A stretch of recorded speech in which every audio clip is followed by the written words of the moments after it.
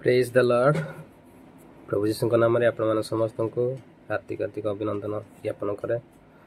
चलतु आज विषय आम देखिए जहन लिखित प्रकाशित वाक्य 1 अध्याय तार 7 लिखा जाए, देख से मेघमाल आगमन करुअछंती, प्रत्येक चक्षु ताहाको दर्शन करिवो, जो मैंने ताहाको बिंदी थिले सेमाने मध्य दर्शन करिवे, आ पृथ्वीर समस्त गोष्ठी ताहाको आगमन सकाशे विलाप करिवे। हाँ आमेन।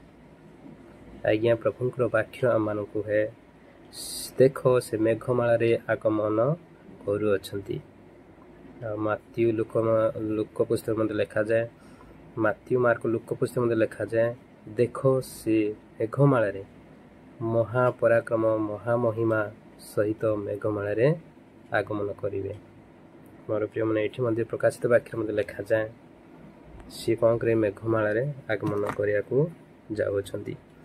तो प्रत्येक चक्षु जिते भी लोक अच्छा जगत समस्त चक्षु समस्ते ताहाको दर्शन करेंगे। आउ मेन विषय है, जो मैंने ग्रहण करती, जो मैंने हेज्ञान करती, प्रभुंकर लोक मान को ग्रहण करती, से मैंने दर्शन करेंगे। से दिन लिखा जाए, जो मैंने ताहाको बिंधी थिले से मैंने दर्शन करेंगे। मोर प्रिय मैंने के मोर प्रभुंकर लोक मैंने आज्ञा के भयंकर दिन हम से दिन देखो, तो समस्त गोष्ठी से दिन कौन करेंगे, क्रंदन करेंगे, विलाप करेंगे। आज्ञा प्रभुंकर वाक्य आम जीवन में आसूँ, आम सतर्क रहा दरकार, प्रभु भरोसा करिया दरकार, प्रभुंकर आगमन को आम अपेक्षा रहा दरकार।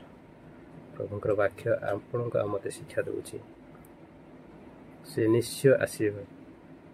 प्रभुंकर वाक्य कहूँ माने सी आसवे, मेघमाल आसी समस्त लोक देखिए, समस्त गोष्ठी ताहांकर आगमन विलाप करेंगे। तेणुक आपण मैंने जागृत था, प्रभु निरंतर प्रार्थना करूँ, प्रभु ठारे आप जागृत रही प्रार्थना करूँ। ये अल्प शीघ्र प्रभु आपण मत अनुग्रह करूँ। आमेन।